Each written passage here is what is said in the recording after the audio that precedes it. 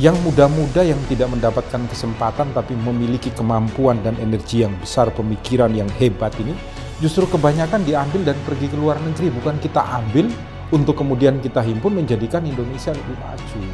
Hei, kamu para pemimpin di rumah Indonesia, bukalah peluang untuk itu. Dan ini harusnya justru dimengerti benar oleh Pak Jokowi. Salam Pancasila, salam penegakan hukum. Halo sahabat Rumah Pancasila, kembali lagi bersama kami di channel Rumah Pancasila, membahas isu-isu hukum dalam bingkai Pancasila. Kali ini Rumah Pancasila akan membahas video-video mengenai isu hukum yang masuk ke dalam DM sosial media kami. Jangan lupa untuk tetap like, share, dan subscribe channel kami, dan mari berbagi ilmu. Salam Pancasila.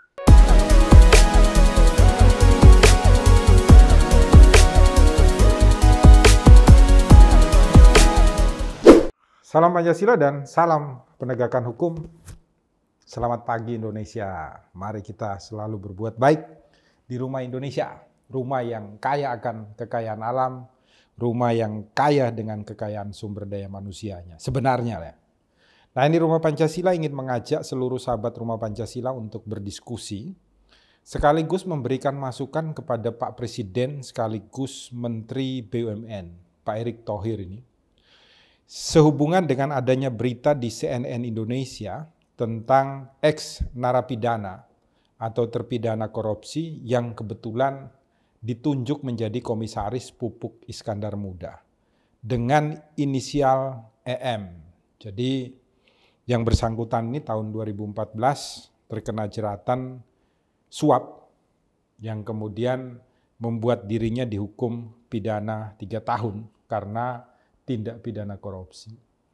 Rumah Pancasila sepakat bahwa setiap orang yang berbuat kejahatan tentu harus diberikan ruang pula untuk berbuat kebaikan. Tetapi Rumah Pancasila juga ingin menyampaikan bahwa sebenarnya ya, di Indonesia ini kita bukan hanya sekedar memiliki sumber daya manusia yang 1-2 orang, tetapi sebenarnya ada banyak sekali sumber daya manusia yang mampu untuk membangun Indonesia menjadi lebih baik.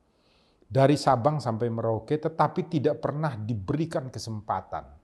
Justru mereka-mereka yang sudah duduk di dalam pemerintahan ini, keluarga mereka sajalah yang kemudian menguasai hampir keseluruhan bisnis dan hajat hidup orang banyak.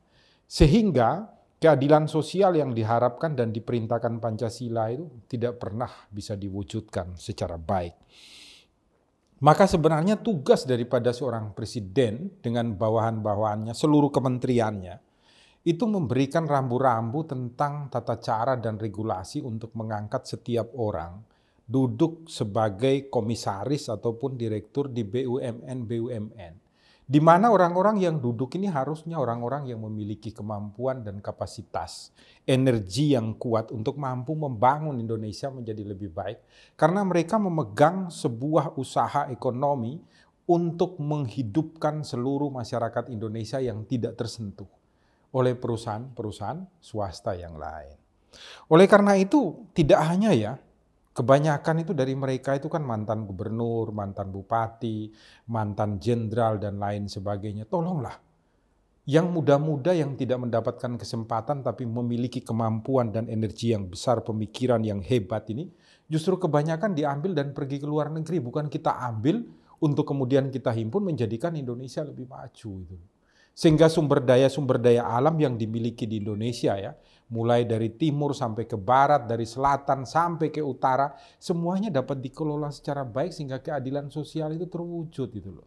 Bukan kemudian Rumah Pancasila itu melarang seseorang yang pernah terkena pidana itu dilarang untuk menjadi seorang komisaris, dilarang untuk menjadi seorang direktur, atau dilarang untuk ikut membangun bangsa dan negara. Bukan. Tetapi tolong juga diperhitungkan karena masih banyak orang-orang hebat yang tidak mendapatkan kesempatan, tidak mendapatkan peluang. Inilah yang membuat kita hampir 100 tahun merdeka tidak mampu untuk mengembangkan kekayaan alam yang kita miliki untuk menghidupi hajat hidup orang banyak secara baik di rumah Indonesia. Karena hanya segelintir orang yang merasakannya, itu, segelintir golongan yang menikmatinya, sedangkan yang lainnya berada di kasta paling bawah yang tidak pernah tersentuh untuk dapat menikmatinya. kecuali ada mujizat. Contohnya salah satunya adalah Presiden Joko Widodo adalah mujizat gitu loh. Seorang dari lingkungan yang paling kecil, tidak punya keluarga yang hebat dan besar, mampu untuk menjadi presiden. Tapi kan tidak semua orang dilengkapi mujizat yang diberikan oleh Tuhan. Tetapi itu sebenarnya menunjukkan pada kita, hey, kamu para pemimpin di rumah Indonesia, bukalah peluang untuk itu.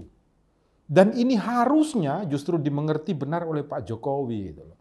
Ketika beliau diberikan karunia rahmat Tuhan Yang Maha Esa untuk menjadi presiden dari orang yang paling bawah, maka beliau ini memiliki tugas suci untuk membuka ruang agar seluruh elemen bangsa, terlebih-lebih mereka yang tidak mendapatkan ruang dan kesempatan ini, diberikan ruang dan kesempatan untuk masuk, ikut membangun bangsa dan negara dalam kedudukan-kedudukan tertinggi. Karena apa? Di sana gajinya aja sudah besar gitu loh. Bayangkan kalau orang yang dari kasta bawah dia naik untuk memegang gaji yang besar. Bisa saja itu akan dibagikan juga kepada yang bawah. Dia akan memberikan kapasitas yang terbaik bagi bangsa dan negara. Merasa diangkat derajatnya. Merasa diberikan kesempatan yang sangat luar biasa. Kekuatannya akan maksimal untuk rakyat gitu. Tapi kalau orang-orang yang sudah terbiasa kaya, ditumpuk untuk dirinya sendiri. Inilah kenapa Rumah Pancasila merasa bahwa hal ini perlu untuk kita diskusikan, sehingga tidak perlu terulang kembali di rumah Indonesia. Tolonglah pilih orang-orang yang memiliki kapasitas, yang memiliki kemampuan, dan sebenarnya memiliki energi yang sangat kuat untuk ikut membangun bangsa dan negara menjadi lebih baik, guna mewujudkan keadilan sosial di rumah Pancasila.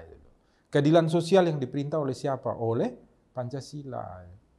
Maka marilah kita mewujudkan ini semua untuk kebaikan kita di rumah Indonesia. Marilah berdiskusi dan kita membuka channel-channel yang baik untuk kita diskusi dan kita kritik untuk membuat peraturan-peraturan yang lebih baik bagi Indonesia ke depan. Salam Pancasila, salam penegakan hukum. Jangan lupa selalu berbagi dan menjaga kesehatan di rumah Indonesia. Melapangkan